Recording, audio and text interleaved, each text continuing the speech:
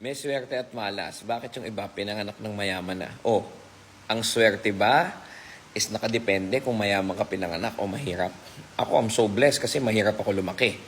Mahirap ako pinanganak. Kasi marami akong natutunan sa buhay nung mahirap pa ako na hindi ko na mararanasan yun kung pinanganak ako ng mayaman. 'Di ba? Kaya mali yung comment mo na pag pinanganak kang mayaman, swerte ka. No. Naalala mo to? Maraming bata na pinanganak ng mayaman pero walang oras sa kanila yung mga magulang nila. At ano sinasabi nila? Nako, buti pa yung iba. Swerte kasi nandyan yung parents nila. So, ibig sabihin, since ako pinanganak ako na mahirap, malas ako, paano yan yumaman ako? Paano yan naging successful ako? So, ano na yun? Minalas ako? O malas ako na sinuwerte ako? Walang ganun. Walang malas, walang swerte. Nung pinanganak ako, yun ako. Pinanganak ako para maging mahirap. Pero hindi ako pinatanda.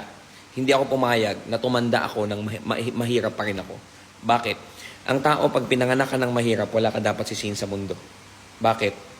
Hindi kasalanan ng mga magulang natin na pinanganak tayo na mahirap. Pero pag namatay ka na mahirap, tawag doon, kasalanan na yun. Bakit? Ang tagal mo na buhay sa mundo. Wala ka man lang ginawang pagbabago. Real talk, walang swerte, walang malas. Kalokohan yung mga mayamang pinanganak swerte na. Hindi ako naniniwala ron.